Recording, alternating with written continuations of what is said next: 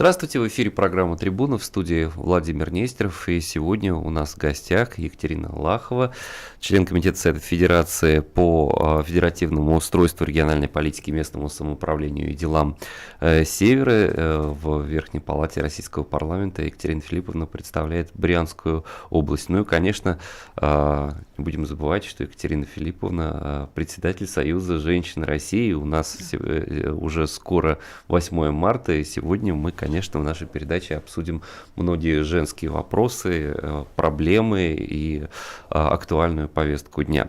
Екатерина Филипповна, сначала хотелось бы поговорить о таком приятном мероприятии, приятном событии, которое состоится у вас в Союзе женщин России. Вот если мы посмотрим на нашу новейшую историю, на эти дни конца февраля, конечно, они в первую очередь пропитаны атмосферой единения российского народа, воссоединения российских территорий. Я имею в виду те события двухлетней давности, которые произошли в Крыму. И этому, как я знаю, приурочена специальная выставка картин юных художников. Расскажите об этом, пожалуйста, подробнее. Во-первых, очень хорошее слово «единение». Я думаю, что когда мы говорим о единении, надо думать о единении всех поколений, я имею в виду возрастные. Вот мы понимаем, что такое Крым. Что такое Севастополь, как понимают дети наши, те, которые все время проживали, родились в России, и те, которые присоединились к Крыму. И когда в прошлом году мы провели годовщину единения Крыма с Россией, активно подключились у нас художницы и РИДа организации, которая входит в Союз женщин России. Мы предоставили наши помещения, и я вам хочу сказать, великолепная выставка получилась художников Крыма. Мы собрали и сенаторов наших пригласили, и крымчан пригласили, и наши общественные организации. И я думаю, что в сфере культуры такой маленький какой-то прорыв мы сделали. И в прошлом году мы провели в Крыму выставку. Выставка, она проходила уже непосредственно, была организована нашими женскими организациями. У нас в Крыму две организации. Одну возглавляет Лариса Чулкова, другую Валентина Туманова. Я вам хочу сказать, когда они провели выставку, мы отобрали замечательные рисунки и, опять же, предоставили возможности у нас в Союзе женщин России сделать эту выставку, посвященную уже второй годовщине объединения. К нам приезжают ребята. Во-первых, вместе с преподавателями из центров творчества. Мы приглашаем из центра творчества московских ребят. Для нас очень важно, чтобы школьники были и те, и другие школьники, и отметить этих ребят, наградить. И нам бы хотелось наградить всех. Мы отобрали, а потом оказалось, что всего это 10 таких замечательных художников, юных художников в Крыму, которые выставили все эти картины. Поэтому, я думаю, с подарками они от нас уедут. Расскажите подробнее, где можно увидеть эту выставку? Выставку можно увидеть у нас в Союзе женщин России на Гриничинском переулке 6, где находится наш официальный офис. Можно уже завтра будет прийти. Конечно, и прийти и познакомиться, да. Давайте перейдем к актуальной повестке дня, к последним событиям. Сейчас в обществе активно обсуждается дело гражданки Лымарь, которую обвиняют в убийстве дочери. Она попросила, чтобы ее дело рассматривали в судом присяжных, но получила отказ, и совсем недавно Конституционный суд признал ее право на суд присяжных. Есть, конечно, определенные юридические особенности в этом деле. У большинства моих знакомых, которые, так скажем, и у большинства обывателей, хотя не очень люблю это слово, возникает вопрос, почему же женщинам все-таки не был положен суд присяжных? И много ли в нашем законодательстве таких моментов дискриминационного характера? Я так думаю, что наверняка много и есть.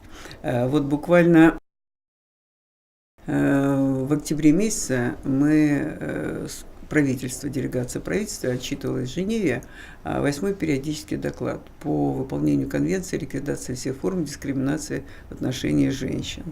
Я могу сказать, что, может быть, несколько политизировано было данное на данном комитете со стороны экспертов все, что касалось России. Они все к нам приписали: и Абхазию, и Крым, и Донбасс, и что наши войска там безобразно относятся к женщинам. В общем, было сказано много такого, что на самом деле практически нет. Но совершенно справедливый был и вопрос, что за прошедшие годы ни одного не поступило вопроса к уполномоченному по правам человека от женщин в отношении дискриминации, что на самом деле такого не может быть. Вот. И это действительно обосновано, поскольку наши женщины, во-первых, очень слабо пользуются судами в свою защиту. Вот. В судах слово «дискриминация», и поскольку у нас четко нет сегодня в нашем законодательстве вот этой дискриминационной нормы, что подразумевается под дискриминацией, они как бы отвергают это. Вот. Но в то же время есть Конституция, в соответствии с которой одна из статей говорит о том, что если нет какого-то федерального закона, но есть международный нормативный документ, который ратифицирован, то мы должны пользоваться непосредственно им. Ну вот я вам хочу сказать, есть Конвенция о ликвидации всех форм дискриминации, где есть четкое пояснение, что такое дискриминация, вот, и поэтому необходимо, в общем-то, воспользоваться, что мало это делается. Поэтому для нас принципиально очень важно, чтобы все-таки был обобщен опыт и судебной практики в плане защиты прав женщин, и на сегодняшний день вот такое данное поручение дано Верховному суду нашему. Я думаю, что они это сделают. То есть по подобных случаев, будем надеяться, будет становиться все меньше и меньше. Да.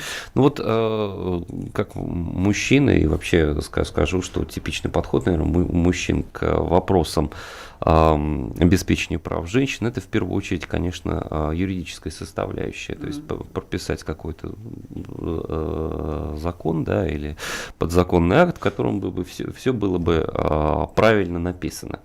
Но мы же знаем, что на практике далеко не всегда осуществляется то, что написано. И вот, на ваш взгляд, характерно ли это только для России или все-таки для всех стран мира? А если мы говорим про Россию, то вот в каком направлении можно фиксировать наибольшее число нарушений?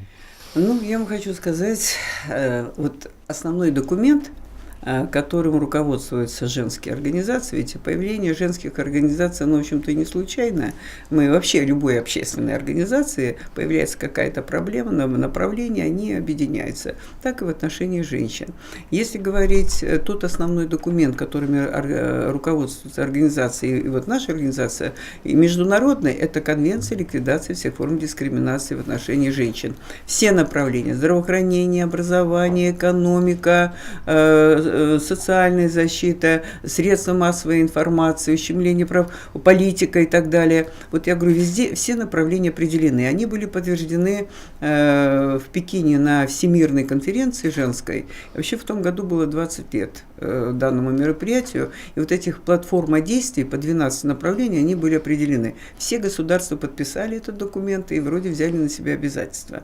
Вот мы в том году, посвященный юбилею Валентины Ивановны, проводила Всемирную конференцию, Международный Евразийский женский форум, который у нас прошел в Санкт-Петербурге. Наши организации, например, проводили, мы подводили итоги, что сделано, что не сделано, вот, какие направления еще нужно усилить. 8-й периодический доклад в прошлом году у нас прошел, и нам определенные замечания все-таки были высказаны, мы что-то должны поправить. И я вам хочу сказать, что, наверное, самое главное, что касается вот пункта, который касается во всем мире, и направление, в отношении которого все борются, это в трудовой сфере. Разницы оплаты труда женщин и мужчин. Есть некоторые отрасли, сейчас трудно мне назвать, но статистика – это вещь такая упрямая, которой мы руководствуемся. В среднем у нас идет где-то 30% заработной платы у женщин от заработной платы мужчин. Но есть отдельные отрасли, где эта цифра доходит даже до 50%. Это имеется в виду вот на одинаковых позициях? Да, на одинаковых позициях, но оплата труда. Это касается и других стран. в том числе и европейских стран, но там разница только меньше. Она где-то 10, где-то 8, где-то 12%. У нас разница вот на сегодняшний день около 30%. А второе направление, может быть, которое мы делаем акцент, это продвижение женщин на уровень принятия решений, то есть участие женщин в политике. Вот сейчас очень спорят, что такое политическая деятельность, вот, каким образом мы можем принимать участие и влиять на принятие решений, а принимать решения это в основном в структурах власти. Исполнительная, законодательная власть, судебная, но если в судебной власти у нас женщины довольно хорошо представлены, все, что касается исполнительной и законодательной власти, представительство женщин все-таки оно недостаточное. Вот. И вот на сегодняшний день это можно было говорить и на федеральном уровне, и на региональном уровне, и на муниципальном даже уровне. И всегда тот регион выигрывает, где женщин, они руководители в структурах власти очень активно используют и дают возможность женщинам быть представленными. Вот это вот направление, вот наиболее так вот, хочу сказать, выражено, потому что когда женщины представлены во власти больше, тогда и по-другому будет решаться, может, социальная политика. Вот. Если мы сегодня говорим, например, закон о домашнем насилии, который трудно идет, подготовила его женская организация. Вот. Вроде и заключение дали некоторые ведомства положительные. Тем не менее, смотришь, он опять торпедируется и никак. Поэтому опять же мы должны найти какой-то компромисс. Если бы женщин, я так думаю, было больше в структурах власти, наверное, больше было бы это понимание и так далее. Вот есть какие-то определенные такие моменты.